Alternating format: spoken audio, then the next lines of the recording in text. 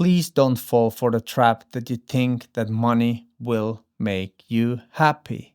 Today I want to talk about something that most people never see coming: the unfulfilled millionaire trap.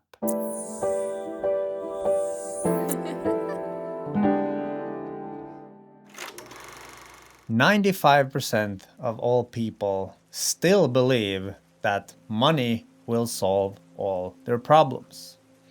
But that's not really true. What is true is that money will solve all your money-related problems. But this is where the trap is, because you also have emotional problems, you also have mental problems, and relationships can be one of the biggest tricky part to really learn how to do. Money won't solve these. And I know what you might be thinking. Yeah, but money would solve these big issues, and then I would have time to take care of all these emotional problems and pain and shadows and whatever. But the thing is that money is an amplifier. And this is where the real trap lies. Because once you get more money and you haven't healed on the inside, it becomes much more difficult. It becomes this huge monster, because whatever is inside, money will amplify. So if you still think that once you reach the next goal, once you get the next thing, that you will be happy and fulfilled, or once you get that $1 million, it's a trap. And in this video, I will share how you can actually get over this trap and make the $1 million with fulfillment. I want to be super clear here. Money is not the problem. Success is not the problem. The problem is from what state you try to reach that goal, that success. When you feel aligned from the inside out and you do what you love, money just becomes a tool, because what you actually want is the doing in the moment. You want to be present. You are doing something you love, and that is always going to be more valuable than any external merits or success. The point is that the process needs to be fulfilling, not the end goal. And yes, I still plan to be a millionaire. I just plan to do it in a way that actually makes me fulfilled before I reach that goal. It's not that important. It's just something that I'm gonna cross along my path to my full potential and my fulfillment. So once you're done with this video, I promise you that you will start to look inwards and reevaluate what it is that you actually want and what your path to your success will be. And because I'm not the millionaire yet, you don't have to trust me, so let's look at what some other people who've already made their success and made their money, what they have to say about this topic. I think everyone should get rich and famous to see it's not the answer. A famous quote by Jim Carrey. Success without fulfillment is the ultimate failure. A quote by Tony Robbins. Money amplifies who you already are. If you're unhappy, you'll just be unhappier with more money. This is a quote from Richard Branson, and he's a billionaire, so I guess he knows a thing or two about the effect of a lot of money. And just to give you a little bit perspective of my experience with success, I've actually reached some of my childhood dreams, because earlier I was a professional snowboarder. And I realized that it was never about reaching any goal. It was never about succeeding in things. It was always about the doing. Even if I got free stuff and I got to go on crazy trips and all this, it was never about the stuff. It was actually because I was able to choose from the inside what I wanted to do and do it in my way that made it such a cool thing. It was some of my best times in my life because I was truly guided from the inside and I got to do things with people I admire and friends, and we just got to do cool things. The problem came when I stopped, when the career was over. That's when rock bottom.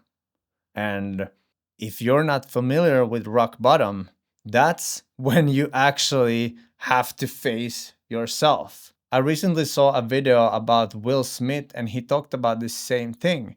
He shared that rock bottom or the peak, the highest you can get, those both extremes have the similar effect. You realize that you can't run from the truth. You have to face yourself. You have to see what it is on the inside that actually gives you fulfillment.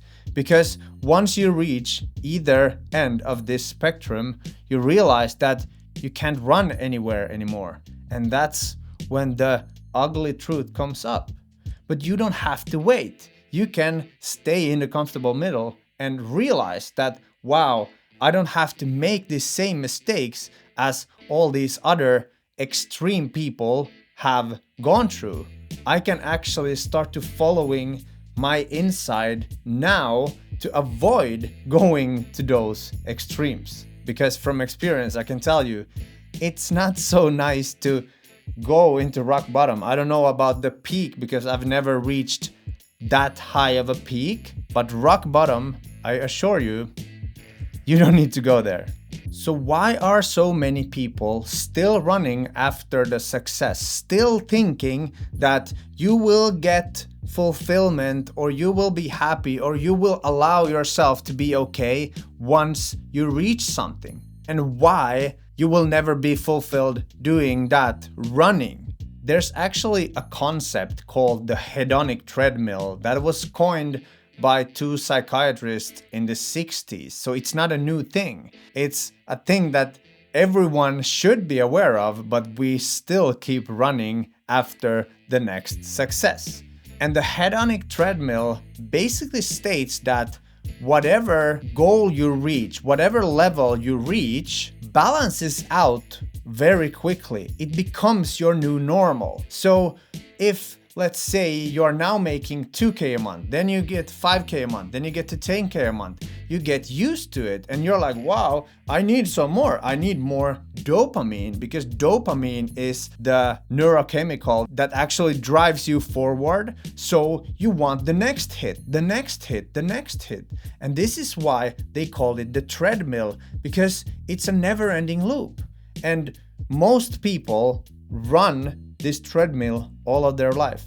They're like, yeah, once I get there, then I can be successful. Once I get there, then I'm enough. I feel worthy. Or once I achieve this, then other people will see me as complete.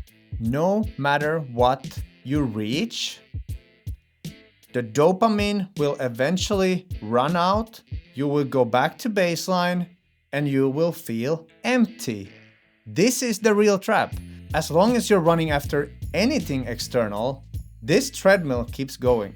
And it's one of the most common thing in the modern society that we see with people and why they're unhappy. And what's even more sad is that those people who reach a certain amount of success, they go through an identity crisis. Because if your whole identity is based on external things and success and metrics, what happens eventually when you run for long enough, you lose yourself. And when you lose yourself and you have all these external things and the hedonic treadmill always gets back to baseline, if you stop, you feel totally worthless. You have no idea who you are, what your identity is. That's why most high achievers keep on running, because the scariest thing for them is stopping, because they don't have an identity in life. It's only built on this momentum, success, metrics, goals, achievements. And the higher you get on that achievement level, the scarier it becomes to actually find out who you are and the deeper you have to dig. This is why I'm making this video, so that you don't have to do that mistakes. I've researched this a lot and I've seen people who actually fall totally flat once their career ended, like athletes. They have no clue what to do. I didn't have any clue what to do when I stopped my snowboarding career. I was just totally lost. I didn't know. And the process of getting to know yourself, it's really scary because you have to become vulnerable. And high achievers, success and vulnerability is not a thing that easily blends in together. So if you don't have that inner worth, that base, when you start climbing the ladder of success, it will just get worse. And the cycle never ends. And the further you go, the harder it will be to actually create that self-worth on the inside. By now, it's probably clear to you that the solution is internal alignment. Once you start doing things that rise from the inside, that you actually feel good about, that you're proud about, that are aligned with your core values, this is when success actually starts to feel good. This is when money can make you feel even better. This is why I talk about choosing yourself first, fixing yourself on the inside, and then going out and doing all the things that actually comes from a confident self, a proper foundation that knows that even if you don't succeed, even if you fail, it doesn't matter because your self-worth isn't tied to those external achievements or goals. And don't just take it from me. Let's look at some of the world's most successful people like Bruce Springsteen and Will Smith, what they have to say. I spent a lot of years trying to prove something to people, to be someone I wasn't. Eventually, you come to the point when you realize that you're not going to find happiness by chasing fame, wealth, or all the superficial things that society tells you will bring you fulfillment. Bruce Springsteen. The things that have made me the happiest in my life have nothing to do with money, nothing to do with awards. The joy of family, the joy of relationships, the joy of being true to yourself, that's what gives you true fulfillment. Will Smith. I truly hope that more people would understand this, what these ultra successful people are telling us. They are basically showing us that these things that we have achieved, they haven't really given us what we thought. And yes, they have all the possibilities, they have all the connections, they get to better parties, and they have huge possibilities. But even that doesn't make you fulfilled if it isn't something that comes from the inside. If you try to please someone, your parents or your peers, and you're doing stuff for external validation, it's never gonna work.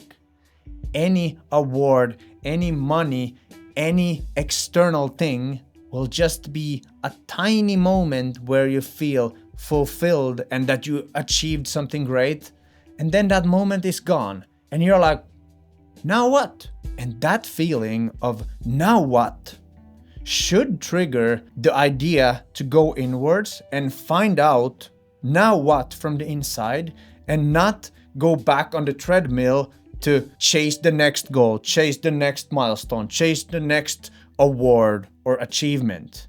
Once you start living your life from your true values, from your true beliefs, that's when things starts to align. This is what psychologists call the concordant goals.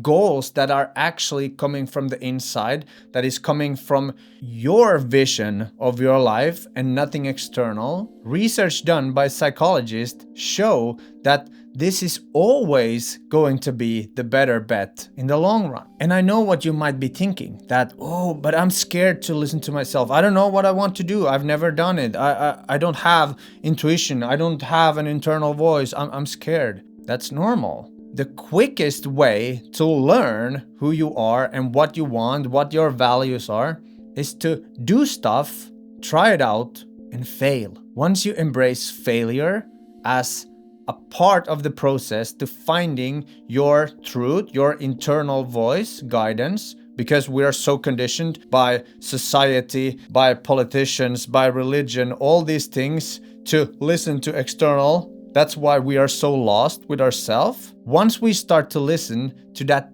tiny internal voice and we start to test it out by failing, by learning what we don't like, what didn't work for us, that's when we will find our path. This is the path of self-discovery.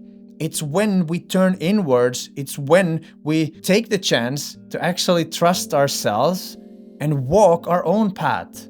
We don't need the self-improvement advice. We don't need all these external strategies. We first ask ourselves, oh, what are my values? Is this aligned with my inner truth? So failing fast, that is actually the fastest way to learn to know yourself. Another problem that especially high achievers will encounter when they turn inwards is the lack of dopamine. It's the lack of the rush that they've been running after. And this is where you need something called the dopamine recalibration or dopamine reset.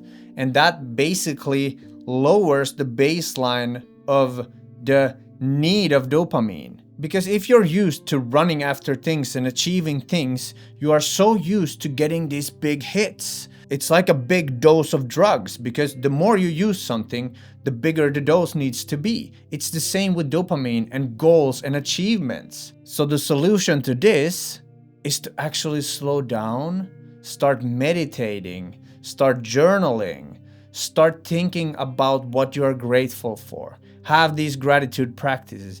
These are proven ways to actually lower the baseline of dopamine needed to feel good and to feel a sense of achievement. Meditation, journaling, and gratitude practices also bring you back to the present moment.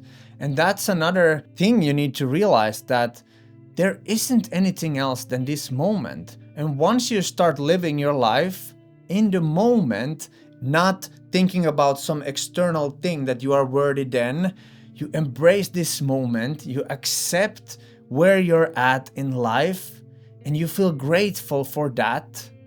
That's when you also start to rewire your mind on why you even need the success. Why do you even need to run?